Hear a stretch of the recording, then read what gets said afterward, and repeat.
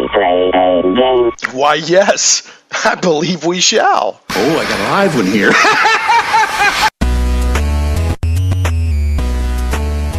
Live from Little Rock for the first time in quite a while. Talk about that here in a little bit. Feels good, but feels a little weird to be back in the saddle, yapping at you. This is Shane Plays Geek Talk, a journey into the things we love. I'm your host, Shane Stacks. So glad to be back with you. This is live Geek Talk Radio, but whether you're listening live, it's Saturday, December 8th at 1 p.m. Central on 101.1 FM The Answer in Little Rock, or if you're listening via the live stream on 1011fmtheanswer.com, or if you're listening by podcast after the fact or on Krypton Radio or whatever. I'm just glad to have you. I love live radio. I love podcasts. I love it all. Just glad to have you. And we go out of our way to make the show as available in as many formats as possible. The advantage of live radio, of course, is that sometimes I share time-sensitive news. And, you know, if you are so inclined, you can talk to my guests. You can call in at 501-823-0965. That's 501-823-0965. Or you can tweet me at Shane Plays. And I do my best to monitor my tweets and whatnot during the show. So we'll get to some show notes here in a second. I love every guest I have on the show. I've never had a guest on the show that I did not enjoy and wasn't excited to have in some form or another. However, some guests are more personally exciting to me as not just the host, but as me as Shane. Shane Plays from my history.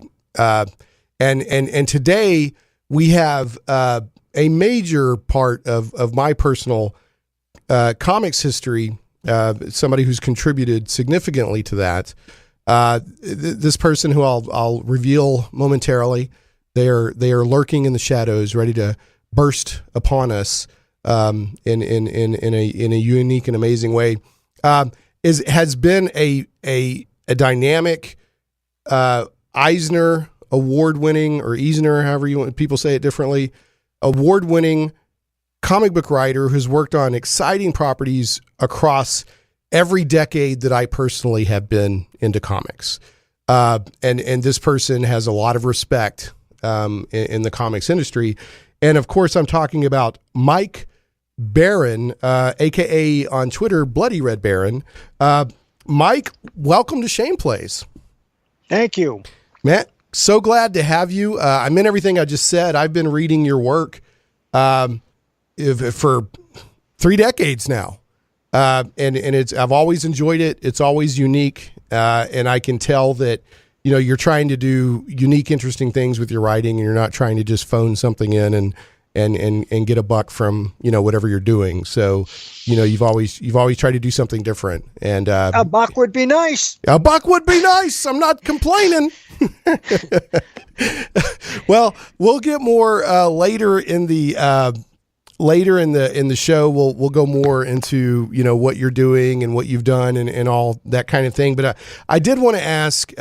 This is the icebreaker question, Mike. This is the icebreaker question. So, are you reading anything right now? Whether it's, you know, fiction, nonfiction, any comic books, anything? Are you reading anything right now that you think is worth sharing with the eager listening public? I'm always reading at least 4 books at a time. I just finished The Last Testament of Lucky Luciano, which is a very good biography and covers the whole rise of organized crime in the United States from the 20s to the 50s. I'm also reading The 12 Children of Paris by Tim Willix. Tim Willix is an amazing writer that doesn't get published in the United States. I ordered the book. He's published in Britain, where he lives. And his previous novel, The Religion, is one of the finest historical novels I've ever read.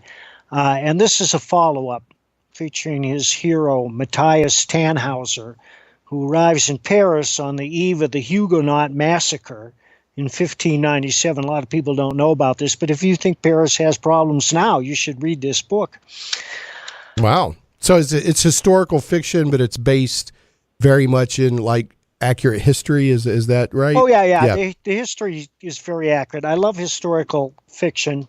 So I'll throw in a word from my favorite historical writer, Con Iggulden, who did a 6-volume history of Genghis Khan, and it's a novel. The whole thing's a novelization, but it's among the most gripping things I've ever read. Once you start, you can't finish. You're in for a 1,000,000-word ride. Wow. Okay, well that's very cool. I had a person on recently that publishes sort of sword and sorcery kind of magazines. I said, what are you reading these days? And he was like, the and he busted out some really, scholarly, so you never know what people are going to be reading. That's why I like to ask that. Yeah. So are you, and it doesn't surprise me anymore, but it used to surprise me when I talked to comic book professionals. I say, and they're like, pardon me. They're like, I'm not really reading any comic books right now. So, a lot of times they focus on their work and aren't necessarily reading other stuff at the moment. Are you reading anything in the comic book industry at the moment? Not much. I read the books that are produced locally that I pick up at local shows around here. Some of them are very good. I always read Stray Bullets. Mm-hmm. I think that's a very gripping comic, but it's depressing, but it's so realistic, and that's what I'm looking for. I'm looking for stories in which I can believe that I think, this could happen. So I'm not reading many superhero comics these days. Gotcha. And it's just personal preference. I like to read novels and historical fiction and biographies, and that's what I read most of the time. Oh, excellent. Okay. Well, we will definitely be talking. We'll have we'll do some show notes. We'll have a short news segment, which you're welcome to participate in. And then we'll dig into what you're doing now. And, I'll ask, some about what you've done in the past with comic books and that sort of thing. So, and I know you're writing novels now too. So I definitely want to give you the opportunity to talk about your novels that you're writing. And there's one that seemed really interesting about a reformed biker. There are actually 4 of those out. Oh, excellent. Now, and there'll be 2 more in a couple of months, and I finished the 7th. Is that pretty? So are you enjoying that? Is it an enjoyable change going into more of like prose? Well, I enjoy writing now more than I ever have in my life, and it gets better every day. But it took me 30 years to learn how to write a novel, and that's not because novel writing is so difficult. It's because I'm a slow learner. But when I did get it, I got it. It took, and now I proceed without worrying about making wrong steps. Nice. All right. Well, excellent. Our folks, again, this is Mike Barron, who is a writer. It has a very established bibliography and history in comic book writing, but as you hear, is now doing novel writing. If anybody wants to talk with Mike during the show, you can call in at 501-823-0965, or you can tweet me at Shane Plays. That's ShanePlays. So I'm going to do some show notes real quick, and then we'll have a little fun with some news, and we will dig back into talking with Mike about everything that's going on in the incredible world of Mike Barron. So the show notes and links for each show, once the podcast version goes out, you can always find the shows archived and show notes.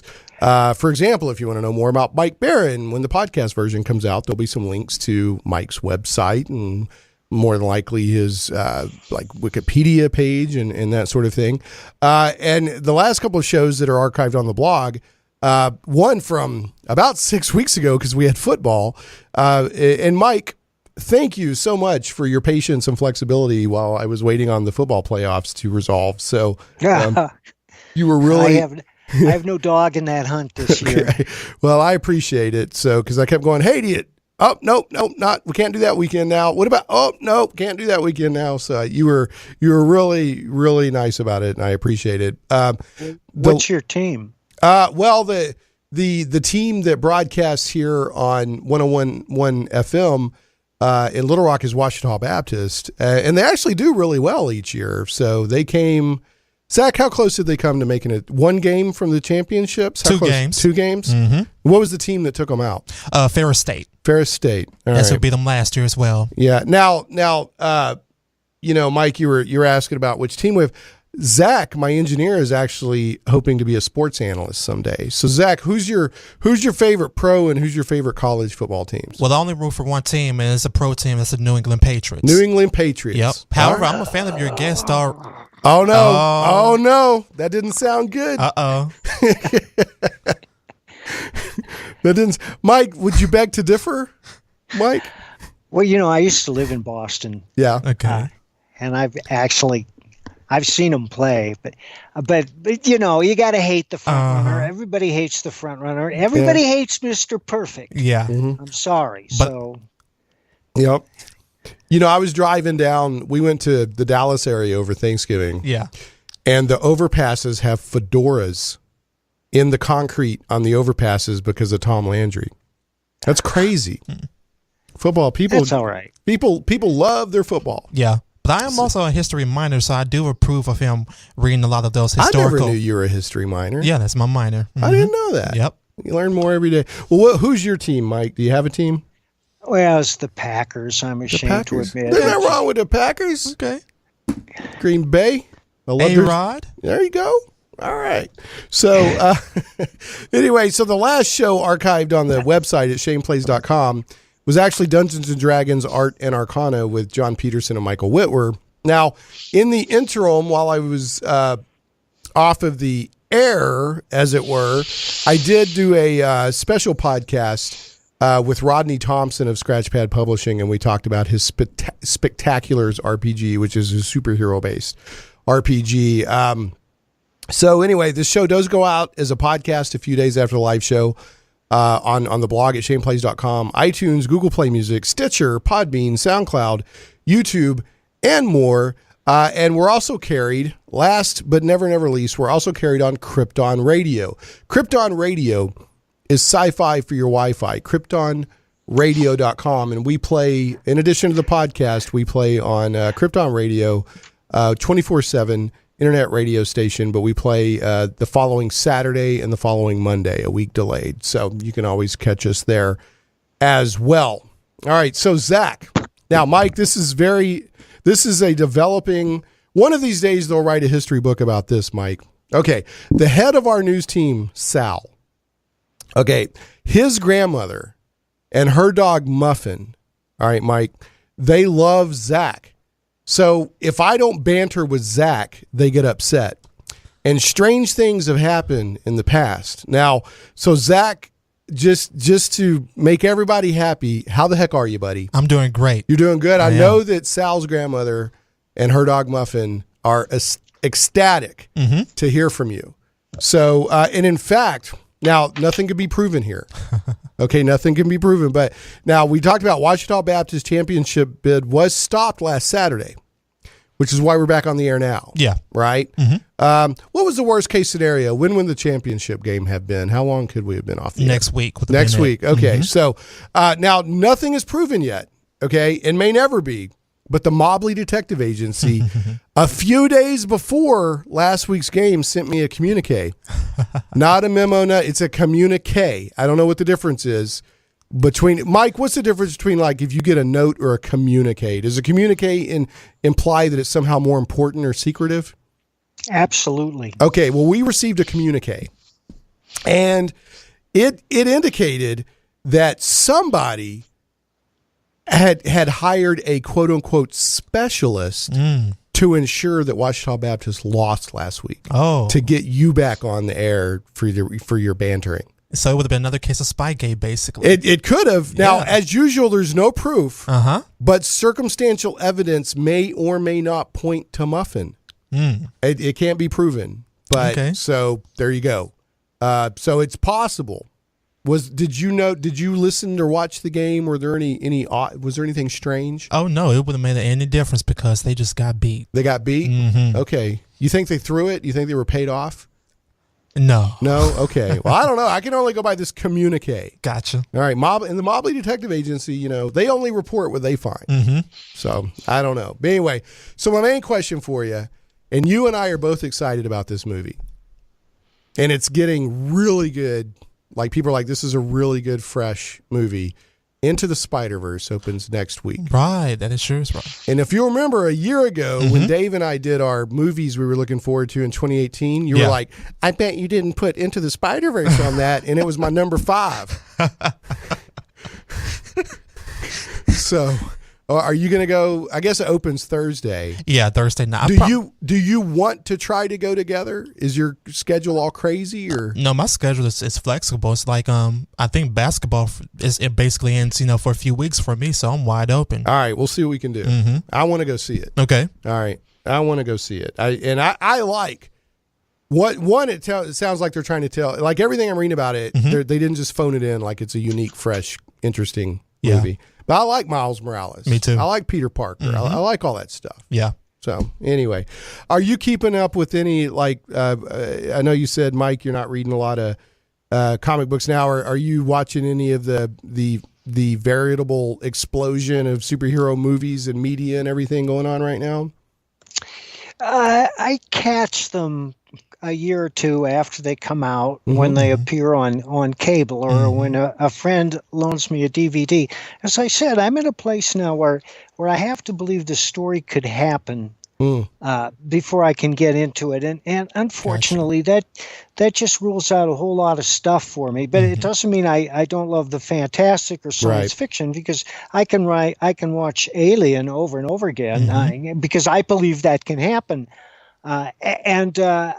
There were a number of Marvel movies that I enjoyed, but I didn't really believe any of them could happen. Yeah, right. Yeah. No, they couldn't. If they could, I'd be hiding under the bed. So that's all I got to say. Well, I guess, out of a lot of the characters you've worked on out of many, what would you say that, I would say Batman in some form or fashion could happen. In some form or fashion, not to the level of the beatings that Bruce Wayne takes every week and gets back up, but I would say the Punisher could happen, and maybe would you say the Badger could happen? Now the Badger is one of Mike's signature characters that he can. I think that there are some individuals like Dark Phoenix from Seattle. Have you heard about Phoenix? I do. Yeah, I do know some of these superheroes running around. Yeah. Yeah. Well, I admire them because he puts his money where his mouth is, and apparently he does some good. And I'm not advocating vigilante justice, but these guys go out with video, with cameras, with their phones, which is much more effective than going in and trying to knock out a bunch of thugs or something. Just say, "Hey, I'm filming," and that's usually enough to break it up. But yeah, certainly somebody with a lot of training could go out and do a little freelance adjudication. I think it's happened in the past. It takes so many forms. From Bernard Goetz, I don't know if people remember him. That name sounds familiar, yeah. Yeah, he was a guy that in the 70s, he packed a gun on the subway, and when a group of teens approached him, he stood up and started shooting. Now, they weren't kind teens. They weren't there to help him across the street. I don't want to give that impression. But he did shoot first and ask questions later, and I believe he went to prison for a while. Well, now, didn't that inspire Death Wish? Maybe. I don't know. I was going to mention Death Wish next, which is like your standard urban fantasy. Right.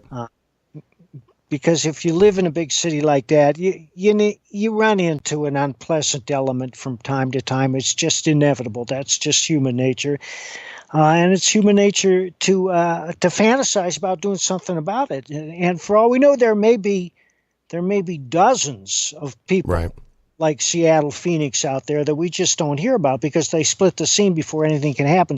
I kind of doubt it. But yeah, I think the Punisher could be realistic, not to the extent you see him in a comic book. Right. And likewise, a character like Batman could be effective, but again, not to the extent that you see in the comic. Well, they wouldn't they either wouldn't survive as long as or they'd have to retire earlier. Because you can't take that. I mean, assuming you got in that many fights and survived, you can't take that kind of punishment and keep going, Nope. Yeah. So anyway, I thought Christopher Nolan's Batman movies did a pretty good job of trying to be somewhat realistic, but while keeping that fantastical element, in the third one, the doctor was even listing like, you have no cartilage. This has been broken 8 times, all this stuff. So anyway, Okay, so thank you for that hot take. And there's a documentary out there. I think it's called Superheroes. I'm not sure. And it follows a lot of these real life. There's a lot of people, they dress up in costume that Mike was talking about, and then they go on patrol and they find people doing whatever stuff, and they don't leap in and start beating the dog nuggets out of them. They film it, or they bring visibility to it, and then the people kind of clear out. And there's a lot of people out there doing that in different areas. So, and I'm not necessarily advocating, because some of them are putting themselves in dangerous situations, but other ones are just like giving food to the homeless, and I mean, there's some different stuff going on out there. So, okay, moving on. Speaking of Sal and the news team, let's turn on the microphone in the super secret microphone that leads to the news team and see if they're working today. There they go. Working hard on a Saturday. Folks, remember, for every $1 of support the show gets by Patreon, the news team gets a penny an hour raise. It's a win-win for everybody. Mike, did you hear that Sal still uses a typewriter? That could be a tape for all I know. I need to see video. Well, this is a smart man. This is the first guest I've ever had that's challenged the super secret microphone. Mike is nobody's fool. Okay. What do you, out of curiosity as a writer, do you use like a word processor on a Windows? Like what do you like to write on? I always start with a pen on a legal pad. I start making notes, and when I have enough notes that I can see the outline of the story, I go to my keyboard and I enter it into my computer and I start to write an outline. And it's very important that the outline be just as much fun to read as the finished product. The outline's not just for you, it's to show somebody and make him say, yeah, I want to read that. And then when I have the outline done, then I start on the novel. And it's the same for a comic book series, the same series, except that the final stage is not a novel, but a series of scripts. Right. So like writing a comic book is more like more like screenwriting than prose writing, right? I mean, Yes, yeah. There are huge differences. Yeah. Okay. All right. So, so let's hit these news items real quick, and then because I want to get to talking to Mike about his stuff. First of all, yes, folks, yes, the Captain Marvel full trailer is out now. I got asked 8 billion times as if I've seen it. So to make mainstream geekdom happy, which was an oxymoron 10 or 20 years ago, I watched it. I enjoyed it, and I liked watching Nick Fury play with the cat. So that's my thoughts on it. It looks good. And of course, the Avengers 4 trailer is out now, Endgame, which was pretty dark and grim, with a fun little thing at the end with Scott Lang. So, and that's all I'll say. Just, they'll be on the show notes, but folks, you can go see these trailers. They're out. I see people, Zach, at work, and Mike, they're like staring at it. They're like, I heard the trailer was coming out today. I've never been that into movie trailers, but there are people that literally hang on waiting for these movie trailers. Yeah, I knew it was going to come out. Someone had posted that it was supposed to come out like around 9 Eastern. Yeah. But I was on tour at the time, and it came out 2 hours earlier. Did you? And that's when, as soon as I sent it to you. It's but it's just a trailer. I mean, right. People act like it's the movie. Exactly. I don't know. Anyway, I guess the marketing departments are doing a good job of hyping it up. So, all right. I want to highlight a Kickstarter that's going on right now. It's called Secrets of Blackmoor, the true history of Dungeons & Dragons. And what this is, there's a lot of stuff out there right now, talk books and Kickstarters and videos and talking about the history of Dungeons & Dragons. This focuses more on Dave Arneson, who was the co-creator of Dungeons & Dragons, along with Gary Gygax, and who could be argued who actually came up with the role-playing aspect of things. And it's about him and his group of gamers and how they came up with what they did that eventually led to Dungeons & Dragons becoming what it is. So it's Secrets of Blackmoor, True History of Dungeons & Dragons. Check out the show notes or just go look for it. Mike, this show covers a variety of quote-unquote geeky subjects, games, comic books, movies, whatever. A lot of emphasis on comic books and games, role playing games, because those are personal interests of mine. Do you have any what would be termed geeky interest or hobbies, like role playing games? Has that ever been a part of what you do or anything like that? Well, no, but yeah, I'm a movie geek. I got to see everything that comes out sooner or later, and I like popular fiction. I like detective fiction, crime fiction. That's when I read fiction. It's either that or historical fiction. All right. Oh, and I'm a huge pop music freak. I should mention that. In fact, I listen to new records all the time. Several new records a week, and most of them are power pop. Sure. Yeah, I was just listening on the way in. I guess it's sort of new and old. It was Weezer's cover of Rosanna, and I really enjoyed that. And I love Weezer's cover of Africa. It's amazing with Weird Al. I'm like, what? This is amazing. It should be ridiculous, but it's amazing. But anyway, okay. All right. So moving forward, are you a Star Trek guy? Well, I guess not, because you're more into the realistic stuff these days. But if you're following any of the newer Star Trek stuff, they've got Discovery, which is sort of a darker take on Star Trek, which I personally have not been interested in, but a lot of people like. But they also have a series with Jean-Luc Picard. Patrick Stewart is coming, and that is going to debut by the end of 2019. That's the news out. I've got a news item here from I had the name of the website. By goodness, The Wrap. The byline is Tim Basinger. This will be linked on the show notes. But they're basically saying they don't have an exact date yet, but by the end of 2019, you can start seeing Patrick Stewart's Star Trek show. It continues in the future Jean-Luc Picard story. I have to say I'm more interested in that than what I've seen of Discovery. And they also have an animated sort of Family Guy meets Star Trek thing called Lower Decks, talking about it's a comedy series about the people behind the scenes, like doing the plumbing and the engineering that you never get to see. So they're working on a lot of different styles of Star Trek right now. And then finally, the last news item I have, I'm not even joking here, Mike. I have to get your take on this. All right. I picked this just to get Mike Barron's take on this. All right. This is a news story from a site called BGR. Here's the headline. Scientists ate Legos to see how long it takes to poop them out. What's your knee jerk on that there, Mike? Well, it's about time. Right?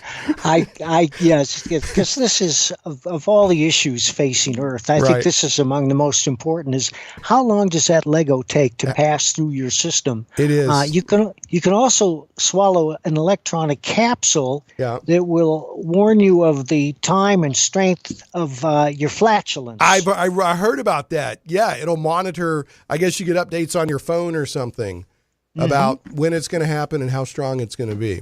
Yeah, we are living in the future. It's a wonderful time to be alive. When I was in elementary school, I read books about that I was going to be taking vacations to the moon, and I was going to be able to jump around in 1/6 of the gravity and have jetpacks and stuff. But I can monitor the strength and occur and when the flatulence is going to occur. It's a wonderful time to be alive, as Mike said. So here's what's really going on here. So the byline is Mike Weiner from BGR.com. So this actually does have a practical application. Pediatricians have to deal with all kinds of interesting situations in their daily work with children, and kids eating random objects is one of them. So I guess it happens more often than not that a kid will eat a piece of Lego. So they did so. A half dozen pediatricians decided to see what effect, if any, a tiny yellow Lego head would have on their own bodies and by volunteering to swallow them. And their findings were reported in the Journal of Pediatrics and Child Health. So do you want to take a guess at predicting what the average pastime was? I'll let Mike, you can guess, and Zach, you can guess. Mike, do you want to guess? 14 hours. Okay. 14 hours. So what about you, Zach? What do you think? I'm going to go around the same. Okay. The average time was 1.71 days. However, it should be noticed that one of the pediatricians never actually found it. So, yeah. And then, so here they go. They said the pre-ingestion bowel habit was standardized by the stool hardiness and transit score, and that acronym is SHAT, the stool hardiness and transit score. Mm-hmm. And then the primary outcome was found and retrieve time, which is the FART score. So there you go, as reported in the Journal of Pediatrics. So, all right, there you go. You can't make this stuff up. Okay, we're going to throw out some love at a sponsor, and then we're going to come back, and we're going to dig back in with what Mike Barron is working on and what he has worked on and all that good stuff. So for comic book lovers, head to Michael Tierney's local comic book stores for the newest books on the shelves, plus a fantastic selection of back issues. Visit the comic book store on Treasure Hill Road in Little Rock and Collector's Edition on JFK Boulevard in North Little Rock. And don't forget to click on over to the Wild Stars. Now, folks, when you run over there, I want to recommend you need to get Nexus. You need to get The Badger. You need to get the first several issues of the Flash reboot right after Post-Crisis. And then you need to get the first, I can't remember how many it is, 40 or 50 something issues of the original Punisher series. 63. What's that? 63. 63. 1 through 63. Mike Barron wrote the first 63 issues of the original Punisher. So you need to check these out. This is good stuff, among others. He has quite the bibliography, but those are what I would personally recommend. But he's written a lot of stuff, adapted a lot of the Star Wars stuff for Dark Horse.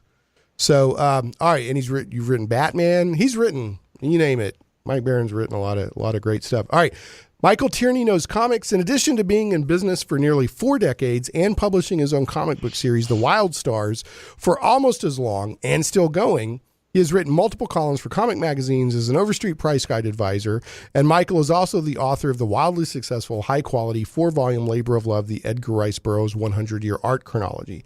Remember, for all of your comic book needs with friendly service, make sure to visit the comic book store on Treasure Hill Road in Little Rock and Collector's Edition on JFK Boulevard in North Little Rock and thewildstars.com to learn more. Tell them Shane Plays sent you.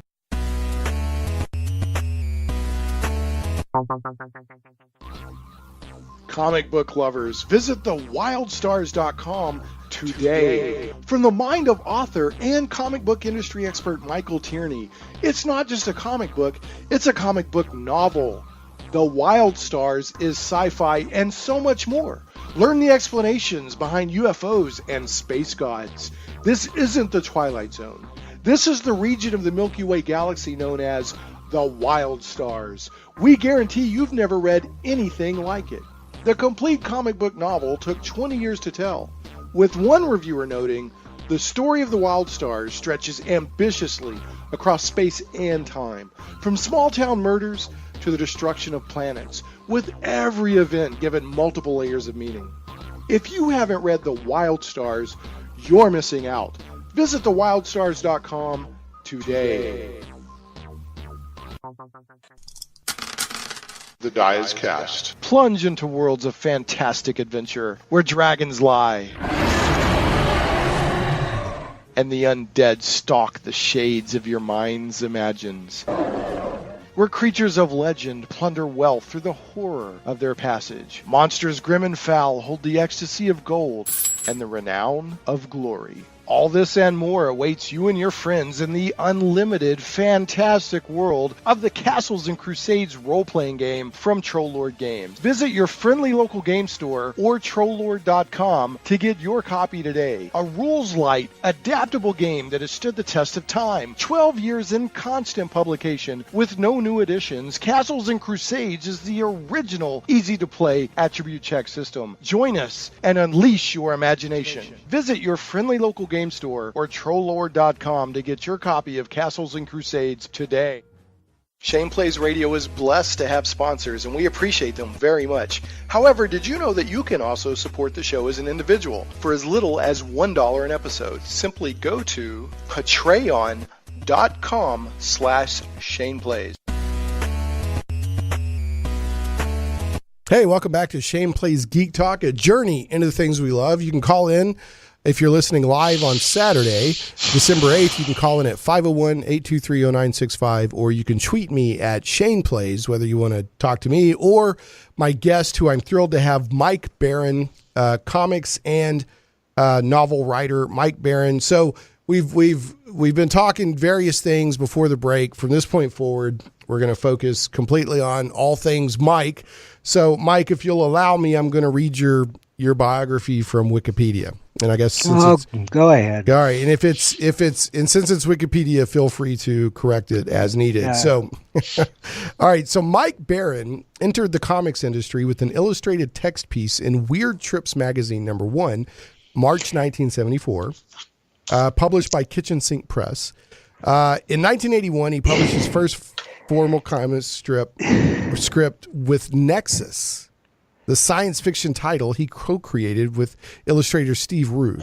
The series garnered numerous honors, including Eisner. Do you say it Eisner or Eisner? I find everybody Eisner. Eisner. So, including Eisner awards for both creators. A prolific creator, Barron is responsible for the Badger, which, in my opinion, is one of the most unique and interesting characters in comics, Ginger Fox, Spike feud, and many other comic book titles. He and artist Jackson, and I've heard recently that Jackson, it's not Jackson Juice, is it Geis?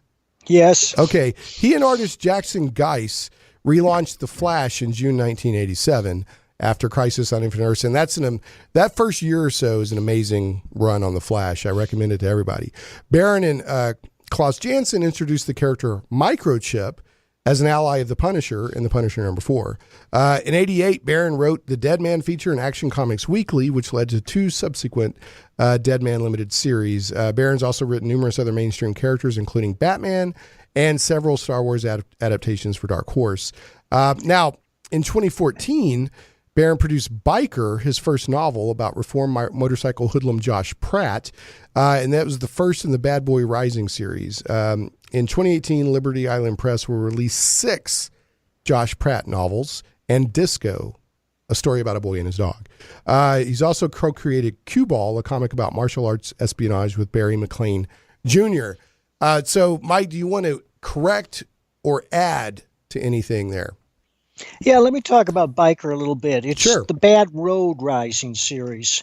I didn't feel it needed a label, but my publisher did. Now there are 4 out. The first one's called Biker, and it introduces the character and how he goes to Sturgis and runs into a human monster. These books are grim. They're action-packed. It's crime, suspense, thriller. The second one is called Sons of Privilege, and it's about the death by drowning of a number of popular university athletes. And each time they're found dead, nearby on a wall, somebody's painted a smiley face. These are called the smiley face killings. And if you Google them, you'll find out that the FBI had a team on them for 6 years trying to find out who was behind them. That's what Sons of Privilege is about. The third is called Not Fade Away, and it's about a woman who hires Josh to prove that she owns a song that this famous songwriter wrote and gave to her. One day when she hears a song being used by an insurance company, she says, "That's not right. I'm living in a trailer." Right. He left the song to me. So Josh sets out on a journey to prove that this guy actually gave her the song, she owns it, and it takes him to some strange places, including some wild parties in Hollywood, and finally into a confrontation with a guy from a Brazilian ninja clan. It all makes sense if you read it. I love it. The fourth one is called Sons of Bitches, and it's about a woman who puts out her own Muhammad comic and then has to hire Josh to protect her. The fifth one is called Buffalo Hump, and it's about how Josh is hired to protect a charismatic Sioux blues musician when he opens up a new casino in South Dakota. And the reason he has to protect him is because half the tribe is very much against the casino, and they're kind of violent. And the sixth one is called Bloodline, and it's about how Josh joins a paramilitary biker group and exposes them for gun running. Now, now Disco is going to be the next one out. Disco will be out by the end of the year. It's about a boy who adopts a mongrel pup, and trains it to be world disc dog champion. It's a heartwarming tale for the whole family. That's not a joke because, it's uncharacteristic of me, but I've had the idea for years and I finally wrote it. All right. So just to be absolutely clear, Disco is not part of the Bad Road Rising series. No. Okay. Disco's a standalone novel. You could call it a young adult novel, although I hope it'll appeal to everyone. Okay. Excellent. Now, when will it sounds like the last or the most recent Bad Road Rising Josh Pratt's novel and Disco are they will be published by when? Well, Disco's going to be next up. It'll be by the end of the year. And then sometime in February, Liberty Island's going to release Buffalo Hump and Bloodline. And I haven't turned in the seventh yet. It's called Unfortunate Son. Okay. So what, how do you, obviously you're enjoying writing these books. You stated earlier in the show that you're having more fun writing now than you ever have. Yeah. Which is saying a lot because you've been writing for a long time. Do you feel that, are the books getting, and I'm not trying to make a bad pun here, or at least not purposefully, are they getting traction? Are you getting, are you getting the reception you wanted, or? Well, the critical reception has been very gratifying, but I have yet to see royalty check from any of those Bad Road Rising books. And, I'm not bugging my publisher. They're a tiny little publisher. They're brand new. They don't have any money. It's called Liberty Island Press, my friends. All right, I'm looking it up right now. If you go to Amazon, you just type in my name, Mike Baron, all those books will eventually come up. But they have very high hopes for Disco, which has broader appeal, they feel, and I do too. I mean, it's the type of book Oprah would feature on her book club. Right. So we'll see. But they say that if you keep churning them out, sooner or later, people are going to wake up and take notice. And I'm really trying to attract people who are not only biker enthusiasts, but crime suspense thriller enthusiasts. Yeah, if you like Lee Childs or Raymond Chandler or John D. MacDonald, those are my heroes. And I'm trying to create a character in that mode. Mm-hmm. Okay. Well, I'm seeing here, I'm on Amazon right now. Yeah. And yeah, you can get them on Kindle or paperback. And up to the looks like book 3. There are 4 out. Yeah. Sons of Bitches is out. That's the latest one that's been released. Okay. Yeah. All 4 of them are here. And it looks like your publisher has worked out a deal with Amazon. Now, this doesn't apply to the other 3 books, but the first one, if you want to get it on Kindle, you can try it for $1. Everything else is a different price. But if you want to try Bad Road Rising Biker by Mike Baron, this is the Josh Pratt series. This is the first book, Biker Bad Road Rising Book 1. The Kindle edition is 99 cents right now. I mean, there's no, you can't say that's too expensive to try it out and see if you like it or not.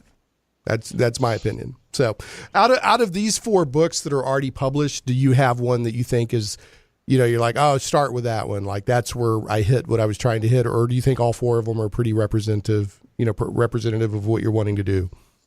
I would say start with Biker. Start at the beginning. Okay. All right. I wrote the book 5 times before I was satisfied with it, but I am satisfied with it. And this is the one where he goes to Sturgis, which is the big, huge motorcycle rally, and runs into a bad dude.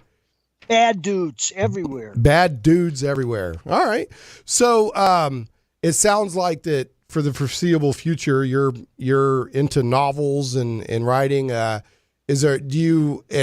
Just to give you the option, one of the questions I was going to ask you is, what's next for Mike Baron? Sounds like Disco and more biker books. Is there any possibility of any comics writing? Oh, yeah. Yeah. All right, lay that on us. All right. I've written the first issue of Off-Worlder for Cautionary Comics, and that'll be out next year. It's about a 7th century Scots warrior who's ripped out of space and time and terraformed by an alien race to make him an even more powerful warrior to resist another alien race. It's cosmic, high concept stuff like Galactus or Warlock, and it's really good. I've also written the first issue of The Wraith, which is a companion piece in the same universe. This universe was created by Ben Henderson, who is the publisher of Cautionary Comics. And the Wraith is another spirit, another Earthling who is chosen by another race to be their champion. Only this race is the bad race that the aliens in Off-Worlder warned the guy about. Oh, interesting. Okay. So you get to write from both sides. That's really interesting. I wrote both sides. Yeah. Also, Cue Ball has been picked up by Antarctic. The second issue is finished. They want 3 issues in hand before they start publishing. It's a 5-issue series. It'll be out in the spring from Antarctic. Okay, and that's called Cue Ball from Antarctic. You know, Antarctic is publishing some pretty interesting stuff. I've kind of gotten to know like Timothy Lim and Mark Pellegrini and Mitch Breitweiser and those guys. And I know Tim and Mark have been publishing a lot through Antarctic. Yeah, I really enjoy. I can't. The rabbit. It's USAGI. That's it, because it's a take on Usagi. Yeah. Okay. Go ahead. It sounded like I interrupted you. Thump. Yeah. Thump. Well, yeah. You got Thump, the book that let's see, Brett Smith colored it. Tim drew it, and Mark wrote it, and Brett Smith colored it. Yeah. So that's it. In fact, right here, I'm on Dave Ellswick's. I use his studio. Dave Ellswick is a conservative talk show host during the week. I've got a Thump plushie right in front of me, even as we speak. So I would love one. Yeah. So that's good stuff. Wait! I got one more bomb to drop. Yeah. Go ahead. We just signed a new deal with Dark Horse, and they'll be releasing a whole bunch of new Nexus material next year. Whoa. New Nexus material? New. Unless you subscribed to the dude's self-published broadside, but very few people did because it was like 22 by 32 inches big and was very difficult to ship and impossible to rack. Yeah. And first they're going to reprint those, and then they're going to begin on a whole bunch of new material that I've written that dude is working on right now. And the dude is Steve Rude, right? Yeah. For the uninitiated. Yeah. So who you've been working with him since the early 80s. So since 81. So this will be the first new stuff published in I guess traditional comic book form since what, Space Opera? What was it? Yes. Yeah, excellent. I know there'll be a lot of people excited about that. So I'm gonna throw some more love at a sponsor, and then we'll be right back. I got some more questions for you, and we can highlight whatever you want. But thanks for the scoop. So, folks, if you missed that, next year Dark Horse is going to be releasing some new Nexus material, and Nexus is a very important character and storyline in comic book history. It's one of those perfect examples of what independent comics were doing that the mainstream comics weren't in like the 80s.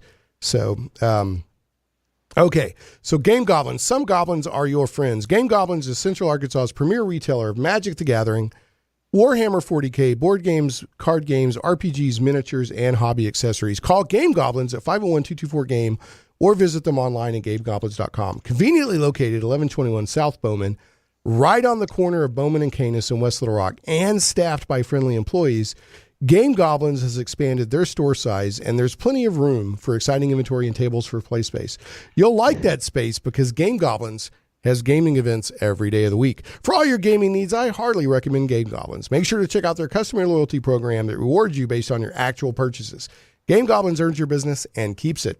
First-time customers mention Shane Plays and receive $10 off your purchase of $50 or more. Tell them Shane Plays sent you. Okay, so going back to, is there anything else, Mike, that you wanted to mention about like tease storyline-wise or anything on that Nexus material, or do you just want to leave people in heavy, hot anticipation? Well, the first storyline is Nexus versus Galactus. Which I love. We don't call him Galactus. We call him Gormondo. But I always like the idea. And of course, we're not going to use Marvel's character, right. But these characters are fungible and they're right. prototypes. Yeah, there's archetypes there. Yeah. Yeah. So we said, well, what happened if a huge world-eating monster came up on Island? I said, well, that's the story. So how many stars will wink out of existence when Nexus rolls up on Gormondo? I can't say. You can't say. All right, I love it. So, all right. Well, we've got about 5 or 6 minutes left here. Time always goes so fast in radio. I did have a couple of questions for you, but before I get into those, is there anything else you want to make sure to mention while we're talking today? Not really. Okay. Well, I've already mentioned to people that, you've got a really strong bibliography in comics. Again, I recommend Nexus, The Badger. Nexus has an amazing storyline and a lot of fascinating characters, and it broke a lot of ground. The Badger personally is one of my favorite characters ever. He's an ape crap crazy martial artist who goes around pretty much doing good. How would you describe the Badger, Mike? He's a multiple personality, only one of whom is a costumed crime fighter. But and he could talk to animals. Can't one of them talk to animals? Or yes. Yeah. No, that's the Badger. Yeah. He's got a facility for communicating with animals. I love the Badger so much. The first time I read the Badger, I was like, what? I was like, what is this? I love it so much. So it was so out of the blue. If folks check out Mike's run on the Punisher. Mike set the tone on Punisher comics. Now there had been like a mini series before that, if I remember right, and the Punisher had been appearing in various titles like Spider-Man and whatnot. But Mike Barron set the tone on the Punisher, which in my opinion is just now getting touched on again by Matthew Rosenberg. I don't know if you've read any of his stuff, Mike, or not, but I'm like, this is the first time in like 20 or 30 years that the Punisher has quote unquote been right. Now the best example, I love the Punisher Intruder, your graphic novel, where y'all came up with an aircraft carrier out in the middle of the desert, which was just bonkers, and I loved it so much. Thank you. Yeah, I love that. So, but also, folks, go read The Flash. When they rebooted The Flash after Crisis on Infinite Earths, Wally West took over, and the first year or so of that is amazing, and Mike is responsible for that. Of course, you've written a lot of other stuff, but those if you want to see what Mike can do in comics, I would recommend those. And there's been a lot. I mean, there's been a lot of more recent stuff too. You just go to Wikipedia or ComicDB or whatever, and you'll see the bibliography of what Mike has done. I had a couple of quick questions here for you before we wrap up, Mike. Did you when you redid The Flash, or when you took over Wally West, you took it to where you really introduced that concept of his high metabolism. Yeah. And he was running the very first issue, he's running a heart, like an organ transplant heart, through the snow from one hospital to another. And he has to tell the guy, like, you're going to have to pay me because this takes me resources to do this. And did you get any pushback at DC for sort of taking the character that direction? No. Okay. Cause it was really good. I'd never seen, a mainstream comic hero that I could remember, especially one of the big seven or whatever you want to call them, handled that way. So, and of course you have that great cliffhanger in the first issue where here comes Vandal Savage, so, did he make it past Vandal Savage in the first issue? I'd have to go back. Anyway, it was fantastic. And, did you know that Young Justice adapted that story into one of their episodes?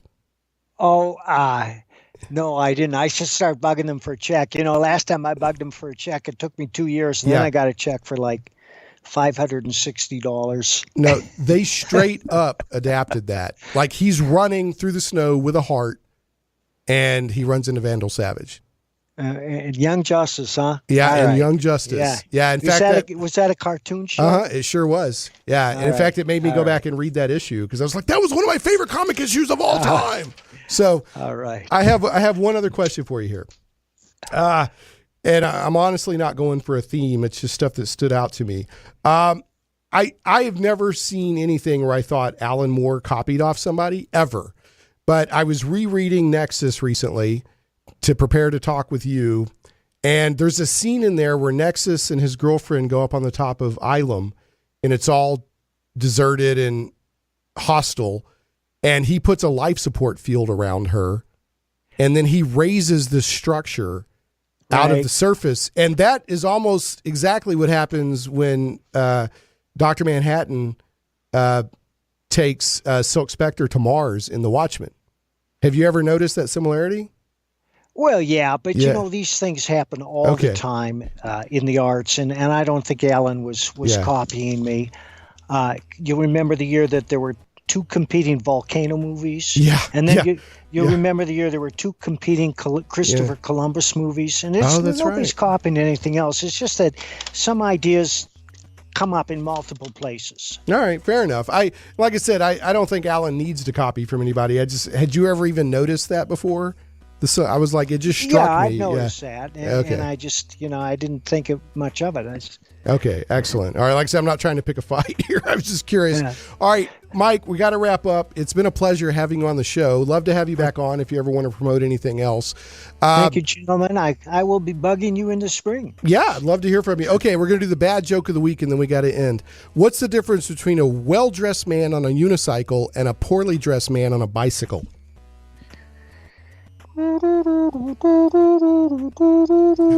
It would be a tire. A tire. Thank you, Mike. It's been a pleasure. Have a great, and please bug me. I'll have you back on. All right. Thanks, Shane. All right. Thanks, everybody. Hi. Is anyone home? This is Scott Lang. We met a few years ago at the airport in Germany. Got really big. Is this an old message? Ant-Man. I know you know that. It's the front door. That's me. Can you buzz me in? Shane Plays Radio is blessed to have sponsors, and we appreciate them very much. However, did you know that you can also support the show as an individual for as little as $1 an episode? Simply go to patreon.com/ShanePlays.